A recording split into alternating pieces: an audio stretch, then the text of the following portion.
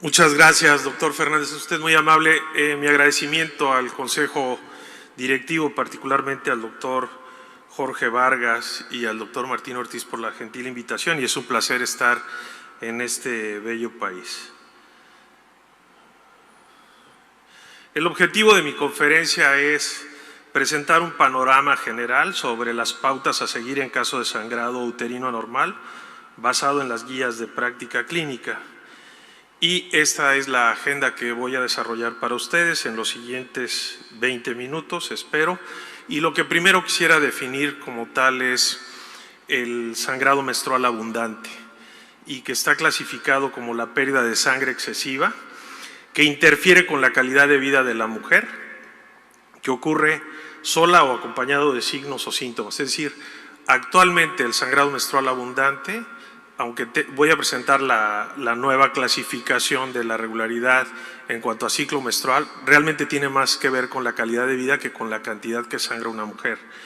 Existe otro término, el de sangrado agudo, y que se distingue como un episodio de sangrado abundante que requiere una acción inmediata. Desde el punto de vista de los que trabajamos en unidades hospitalarias, los términos hiper, poli, proyo, oligo, particularmente metrorragia y menorragia, deben de ser abandonados. Son términos que no significan nada y que actualmente en la literatura deben de ser cambiados. Estos términos, desde luego, no deben de usarse más, y por esta razón que ya he comentado. Esta es la evaluación. Entonces, actualmente al ciclo le vemos frecuencia, regularidad, duración y volumen. Y estos son los equivalentes. Vean ustedes, he colocado aquí dos citas bibliográficas, particularmente porque no se le da su crédito a quien es la verdadera autora de esto, que es la doctora Elizabeth Belsey. Ella es quien desarrolló todos estos conceptos, y no Ian Fraser, quien hizo la publicación. Y ven algunas cosas que yo he colocado como frecuente, que significa proyo o significaba proyo, infrecuente como opso, ausente como menorrea, teniendo en cuenta que sigue siendo válido el concepto de 90 días de ausencia de sangrado. Desde luego poli, oligo, hiper, y que ya dije que estos deben de ser abandonados, y el término metro, ragia y menorragia. Para eso, bueno, pues evidentemente tendríamos que ver la clasificación de Palm y Cohen, que seguramente todos conocen, y quisiera destacar rápidamente, ¿no? En cuanto a pólipos, cuáles son las características de estos, y que el mejor método para identificarlos es hacer una histeroscopía. Desde el punto de vista de la adenomiosis, el criterio de Musa, publicado por la FIGO hace ya algunos años, donde de acuerdo a las experiencias que tengas ultrasonográficamente puedes hacer el diagnóstico de adenomiosis, ya sea en un útero que tiene una pared más engrosada que la otra, los quistes mioendometriales, islas hiperecoicas, en algunos otros casos vascularización, o algo que se publicó hace muchos años era el signo de Dionisi, que no es otra cosa que la zona irregular de unión, y algunos otros que te pueden orientar, de tal manera que tienes muchos elementos para poder diagnosticar. En cuanto a la miomatosis, de acuerdo a la nueva clasificación, tanto el SM, que es submucoso, el otro, y que tiene una clasificación que va del 0 al número 8, dependiendo de la localización donde esté el mioma para poderlo clasificar y que te sea más fácil el manejo. Sin embargo, yo me referiré específicamente al manejo médico, teniendo en cuenta que aún a una paciente que tiene adenomiosis y desde luego miomatosis se le puede dar manejo médico de acuerdo a diferentes criterios. En cuanto a las coagulopatías, tal vez la más frecuente de todas es la enfermedad de von Willebrand, de tal manera, pero no hay que perder de vista las alteraciones plaquetarias, porque a veces es difícil identificarlas y te tienes que auxiliar desde luego con el hematólogo.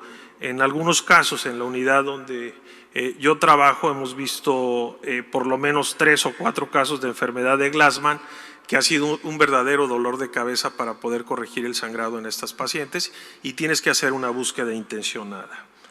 Vean, he colocado a propósito justo un ejemplo de qué es lo que debemos hacer. Entonces tú haces un diagrama viendo frecuencia, regularidad, duración, volumen y finalmente si tiene o no sangrado intermenstrual. Y de acuerdo a eso tienes un chat donde vas a colocar la parte de alteraciones orgánicas y vas a dar una respuesta para poderlo manejar. Aquí en el ejemplo que está colocando Malcolm Monroe, podemos observar cómo es una paciente que cursa con adenomiosis, vean la pared más grande de un lado que de otro del útero, y por otro lado una alteración a nivel de hematológico, particularmente se encuentra alterada el cofactor de ristocetina, que es uno de los que se debe de evaluar en la enfermedad de von Willebrand.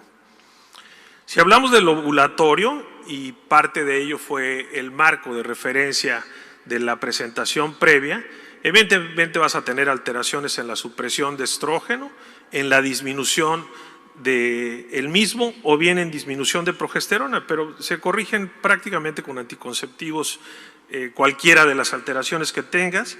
Los cambios a nivel de endometrio, donde evidentemente habrá un desbalance en la producción de endotelina, prostaglandina F2 alfa.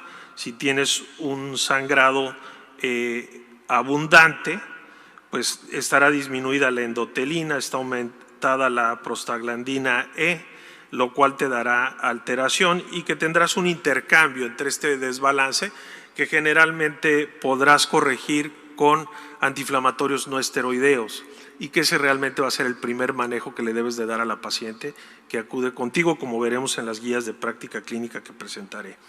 El iatrogénico, desde luego, que puede ser por suministro de anticonceptivos hormonales mal empleados y por uso de hormonales para corregir tanto sangrado uterino anormal, y desde luego de uso frecuente, particularmente en la población adolescente, la píldora anticonceptiva de emergencia, de la cual se hace un abuso porque no tenemos prácticas consecutivas de consejería, y a veces, por lo menos en mi país, los datos sobre planificación familiar no se ha hecho mucha énfasis, y particularmente en la pandemia, siempre por cuestiones políticas que existen desde luego en todos nuestros países de América Latina, y que como consecuencia tenemos una alta tasa de embarazos en mujeres adolescentes.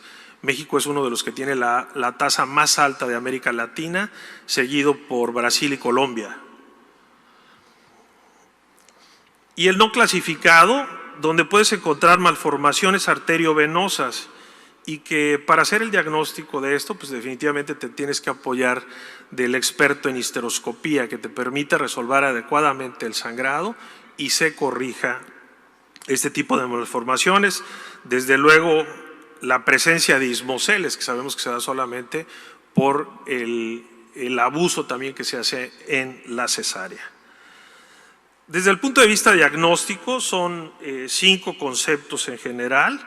Establecer si el sangrado menstrual abundante es un problema para esa mujer, si no es un problema que afecte su calidad de vida, de acuerdo al criterio, y que generalmente cuando tú evalúas una mujer, pues es muy difícil que te apegues al criterio de los 80 mililitros en cuanto a volumen, que sería lo normal. Porque quizá una mujer que habitualmente cada ciclo durante 2 días solo se cambia 2 toallas, y en el siguiente o en los ciclos venideros se cambia 6, para ella ya es un sangrado que va más allá del triple y que no necesariamente debe ser el concepto de los 80 mililitros.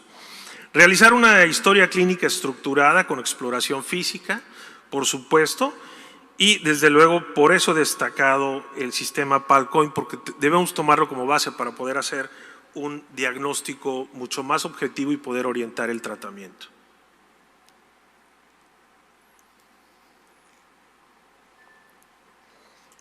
Investigar sobre otras patologías, ya mencioné el apoyo particularmente que se puede tener con el hematólogo, y desde luego brindar tranquilidad y ofrecer el tratamiento más objetivo y específico para estas pacientes.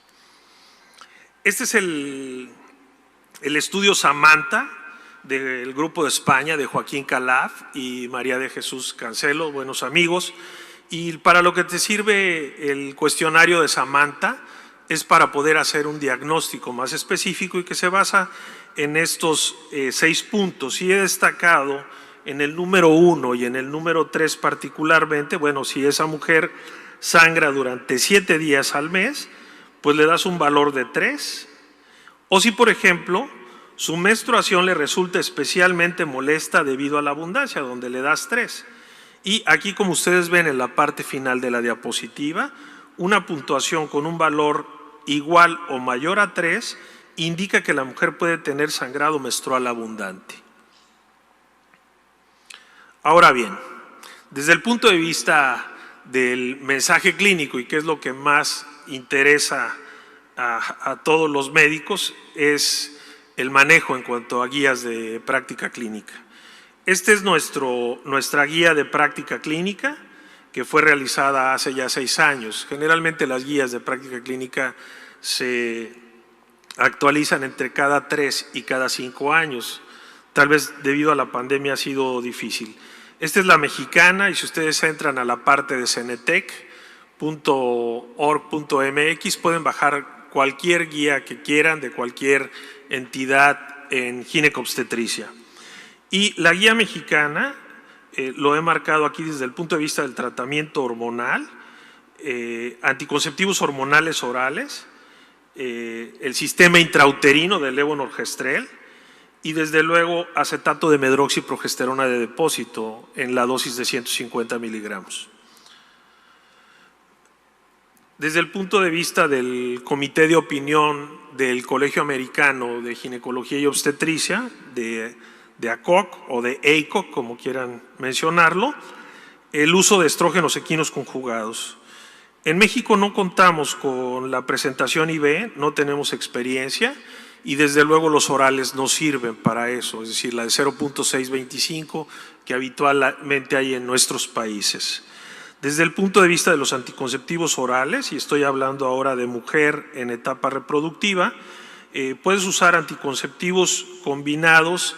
Ellos mencionan de 35, pero realmente nuestra recomendación y la experiencia es que con un anticonceptivo de 30 te va a ir muy bien. Y más adelante vamos a ver por qué, porque los esquemas fraccionados de alta dosis con la de 30 es suficiente. Inclusive hemos tenido experiencias hasta con la de 20. Y vean el acetato de medroxiprogesterona por vía oral, de 20 miligramos 3 veces al día, de acuerdo a diferentes estudios, y desde luego el uso de ácido tranexámico, que es de primera elección. En relación a la paciente adolescente, cambia un poco el escenario, sin embargo no tanto. Aquí he destacado particularmente nuevamente las píldoras de 30, ya no las de 35, aunque ellos mencionan las de 50. La norma mexicana de planificación familiar tiene proscrito los productos con 50 microgramos por la alta dosis y el riesgo de trombosis. Entonces no los usamos realmente en México y presentaré lo que habitualmente hacemos. Tenemos una clasificación adaptada de Di Giorgio, que es este estudio, y que te permite hacer la clasificación en base al nivel de hemoglobina que presenta la paciente. Si tienes un nivel de hemoglobina de alrededor de 12, pues entonces lo primero que tienes que hacer es darle antiinflamatorios no esteroideos. Ese es el manejo de primera elección. Y de estos tal vez el ácido mefenámico, que es muy barato, que en relación a farmacoeconomía tiene una acción bastante buena, lo puedes usar, pero sin embargo puedes usar cualquiera con el que tú tengas experiencia y te guste. Y la vigilas por 3 meses. Si no mejora, puedes agregar anticonceptivos hormonales orales combinados. Si la paciente tiene una hemoglobina entre 10 y 12, generalmente usamos el esquema anticonceptivo tradicional y usamos 3 píldoras por día, es decir, una cada 8 horas por 2 días, después 2 píldoras por día, una cada 12 por 5 días y finalmente una diaria por 14 días. Esto te permite hacer un esquema de 21 días. Sin embargo, lo ideal es que la lleves hacia 28 días y puedas ya decidir o llevarla a 30 o llevarla a 60 días, dependiendo de lo que tú quieras. Es decir, el esquema fraccionado se hace solamente los primeros 5 días con triple o con doble píldora, que aquí lo estoy mostrando. Pero ya tú después puedes decidir de acuerdo a lo que ella quiera o de acuerdo al nivel de sangrado que ella haya venido presentando desde el punto de vista clínico. El número 3 es mujeres que tienen más comprometido el nivel de hemoglobina y que están por abajo de 10 gramos. Sobrelito, usamos exactamente el mismo, no olvidar usar siempre hierro y antiinflamatorios no esteroideos. Inclusive pudieras agregar ácido tranexámico. El riesgo realmente de trombosis y de uso de anticonceptivos en la literatura no está tan documentado, es decir, no hay un soporte de medicina basada en evidencia tan fuerte. Lo que vale la pena destacar, porque muchas veces lo usan muchos colegas, es que el etamcilato no sirve. No hay ningún dato de que el etamcilato sirva para este tipo de pacientes.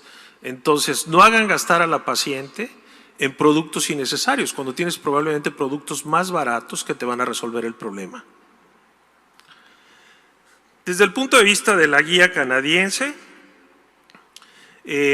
vean nuevamente uso de antiinflamatorios no esteroideos con un nivel de evidencia grado 1 y una recomendación A, que es la más fuerte.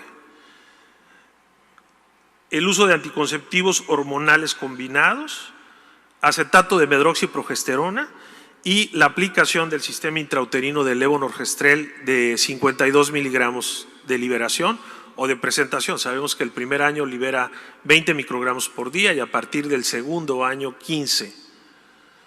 Y finalmente la guía canadiense tiene una evidencia 1E en contra, por eso lo he puesto en rojo, como de alarma, de no usar progestinas en la segunda fase, en la fase lútea.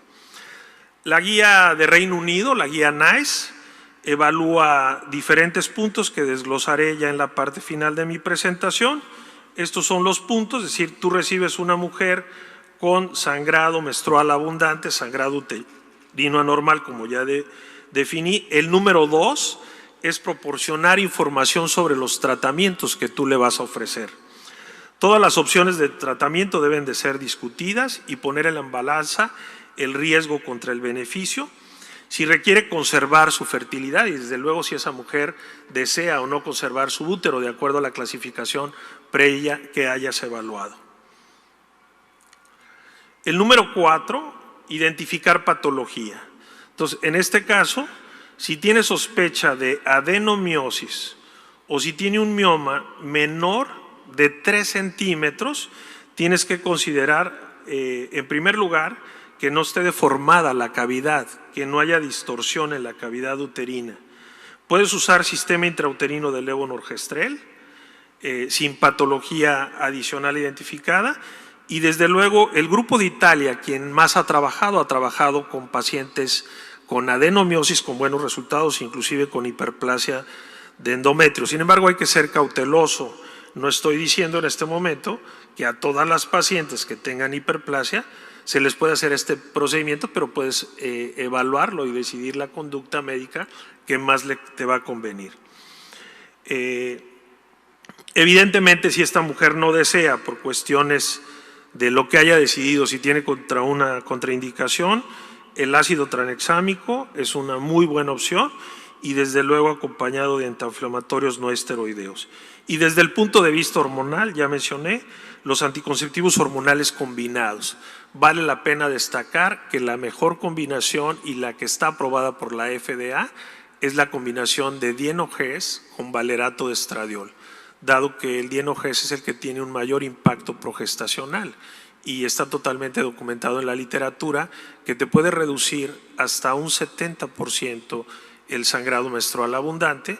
Cuando tú lo comparas con sistema intrauterino, el sistema intrauterino tiene mayor acción y el resultado va más allá del 86% de resultado en cuanto a evitar pérdida sanguínea.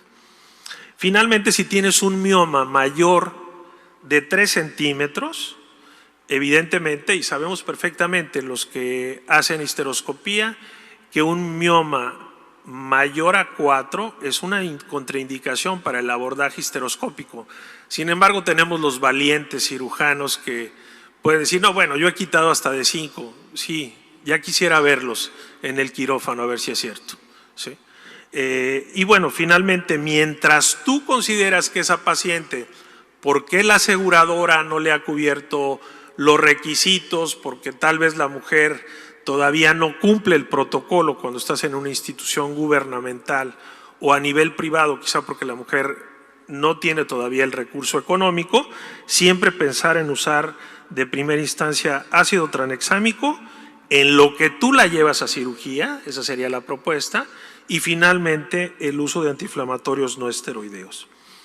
Por último, ya casi para concluir, este diagrama de sangre, pues si la mujer tiene deseo de anticoncepción, si no lo tiene pero tiene dismenorrea, entonces ácido tranexámico, y si sí tiene dismenorrea, antiinflamatorios no esteroideos.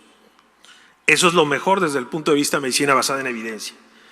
Si persiste y encuentras algo, bueno, puedes ir desde la ablación endometrial hasta la histerectomía, que sería un caso ya muy dramático.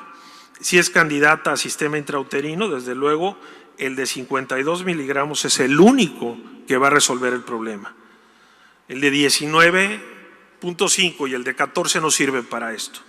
Y finalmente, de larga duración, no tenemos experiencia con el implante y yo les sugiero no usarlo. El implante sabemos que da mucho sangrado inicialmente, y el uso de acetato de medroxiprogesterona también bajo este concepto. Anticoncepción oral, que ya mencioné, pienso que sería lo mejor, aunque está descrito en algunas guías el anillo y el parche. Finalmente, mis conclusiones son correlacionar específicamente la relación de Palm y Cohen, enfocar el tratamiento según necesidades, preferencias, de acuerdo a etiología y cuadro clínico, y seleccionar el manejo de acuerdo a medicina basada en evidencia. Y finalmente, para concluir, esta preciosa fotografía publicada en National Geographic, tanto en el año de 1984 como prácticamente 14 años después, la misma mujer afgana que fue buscada por el fotógrafo, pero ya con un deterioro específico por el sistema religioso político que tiene este país en Afganistán. Simplemente para mencionar una frase de Marcel Proust que dice: la verdadera vía del conocimiento no es ver nuevas imágenes todos los días, sino más bien tener nuevos ojos. Nuevamente mi agradecimiento al comité y a ustedes por su asistencia. Muchas gracias.